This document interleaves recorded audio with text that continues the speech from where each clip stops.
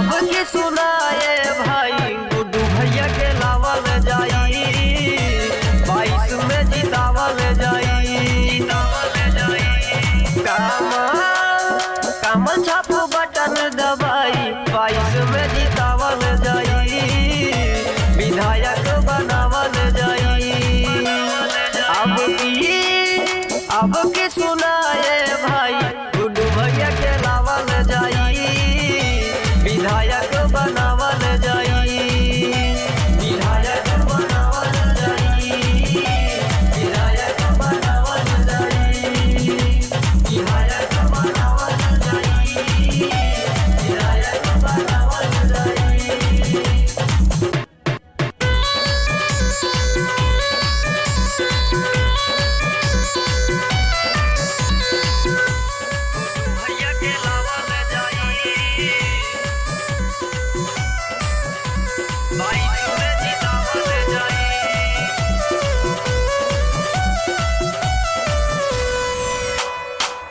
जंघई बादशाहपुर में over bridge Guddu भैया बनवाई है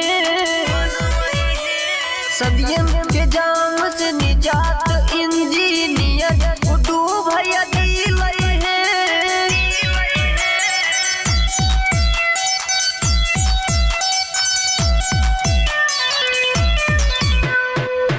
जंघई बादशाहपुर में गुड्डू भैया बनवाई है सदियन के जाम से निजात इंजीनियर गुड्डू भैया दिलाई है। करी है विकास खूब भाई कमाल दबावल जाई विधायक बनावल जाई। अब के सुनाए भाई गुड्डू भैया के लावल जाई विधायक बनावल जाई विधायक बनावल जाई विधायक बनावल जाई विधायक बनावल जाई विधायक बनावल जाई।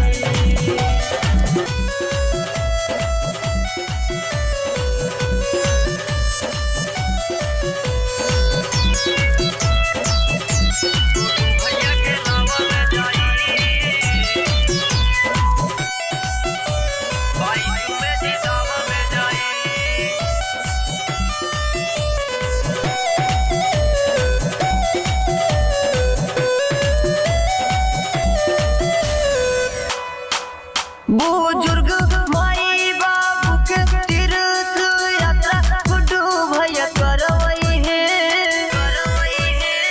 अपने क्षेत्र के श्रवण कुमार इंजीनियर गुड्डू भैया बनी है।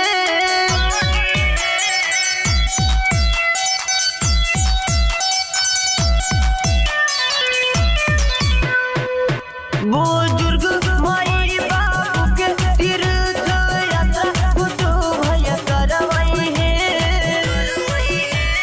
अपने क्षेत्र के श्रवण कुमार इंजीनियर गुड्डू भैया बनी है।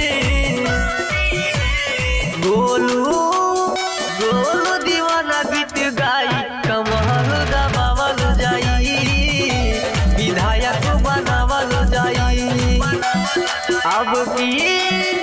अब की सुनाए भाई